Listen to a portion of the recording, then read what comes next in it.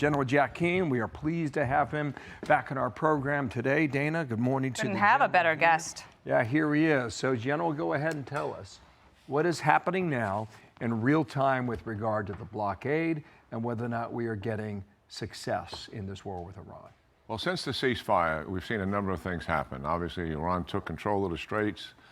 The United States went into negotiations. We've gone into those things for weeks now. There's never been a proposal yet to come close to President Trump being able to accept it. So what have we done? We've established a blockade that's been incredibly effective at actually all of Iran's export shipping, whether it's oil or any other commodity, has been halted 100%. And now another critical decision that was made at the end of last week is this operation that's unfolding that you're just demonstrating, and that is to clear the mines for a lane, which has been done, and that lane hugs the country of Oman, and it's got a couple of other parts to it. It's a layered defense that goes scores of miles out from the Straits of Hormuz with hundreds of aircraft, both manned and unmanned, in an air defense posture to defeat missiles, anti-ship missiles, and drones coming to hit a target in the Straits of Hormuz. The second part of that is a dome defense right at the Straits itself. Think of a dome making certain that nothing from the land there, immediate land-based, nothing that penetrates through that layer of defense, and certainly that's possible, it would be dealt with right at the Straits then in terms of terminal defense. And then if there's anything coming from the sea, both on the surface or underneath the surface, it will be defeated. So there's going to be that kind of dome over the Straits to protect it in terms of terminal defense. Then the last part of this is for a couple of weeks now, CENTCOM has been talking to ship owners, the ship insurers, and actually the captains of the ship. Mm-hmm. And there's a number of ships that once we're able to achieve security, and the lane is already clear, and we feel comfortable about the defense I just described being in place, there are ship merchants and owners who are willing to move their ships through the Straits. We'll see if that actually happens. The Iranians, of course, are going to be doing what they can to stop that from happening, talking to them, intimidating them, coercing them. And the Iranians, once we do start moving ships through, will retaliate. It's likely they're going to try to penetrate. If they are unable to penetrate, and we think we're pretty comfortable that that'll be kept to a minimum, they'll likely go someplace else to retaliate. U.S. bases, possibly our allies and partners, take some kind of action, because believe me, this is a center of gravity for them that they achieved when they shut down the Straits of Hormuz. They always knew it was in their plan. They never thought it would be as successful as it is. And let's give them credit. The enemy has a vote here, and they were able to achieve that end, and now we're about to take it away from them. There's another piece of this, and that I'm curious about this. Pat Ryan is a Democrat from New York, is a congressman. He was talking about China being emboldened, and we've got this big trip coming up next week. America's Newsroom, Bill Hemmer, he will be there. The president's got this big summit, and this is what they were talking about in terms of missile stockpiles.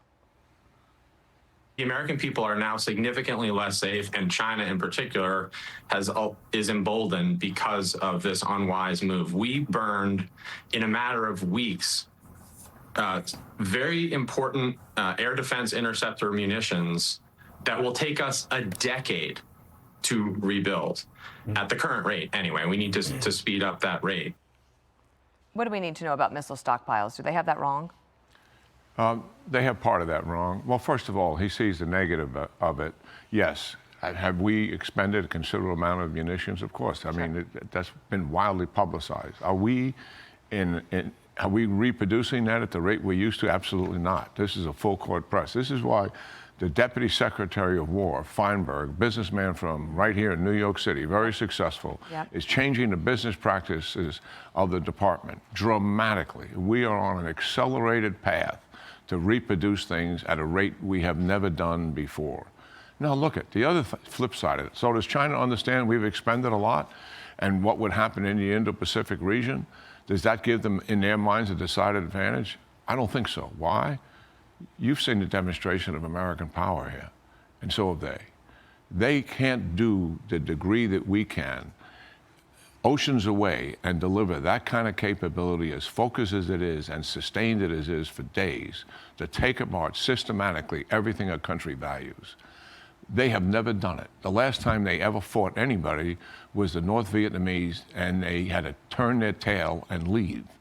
They have wanted to replicate the United States capability to do joint operations. They've copied our methods. They've copied our organizations, Dana, but they are unproven. Are they a formidable threat? You betcha. Do they exceed any other threat that the United States is facing in the world today? Absolutely. Wow.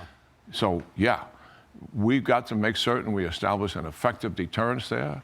We've got to make certain that we're willing to stand up and support our allies and partners in the region, and they have to understand that in their head, that the United States is fully prepared to deal with this.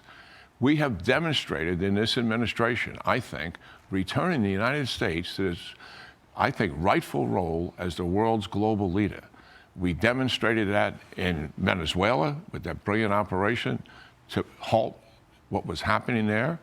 We've demonstrated the Midnight Hammer and supporting the Israelis full out. Remember, the Biden administration was holding back on support for Israel, curbing their operations. Trump came in and gave them everything in terms of what we were denying them in weapons capability, green-lighted them to finish Hamas, green-lighted them to go after Hezbollah, and then green-lighted them after 60 days of discussions with the Iranians. On the 61st day, the war started in June. Trump did that with Netanyahu, go. And then we supported them. China watching all of that. Thank you, General. So much to have you. So pleasure to have you in here today. Yeah, it's great being here. See you. We got a long list of things to talk about. We will again very soon. Jack Keane, thank you. Hey, you know the Yankees are playing tonight, right? They are playing. Good luck to you. Okay. Is that why you're here? That's one of the reasons. Likely. As Dana mentioned, America's Newsroom is going to be broadcasting live in Beijing next week for the big meeting.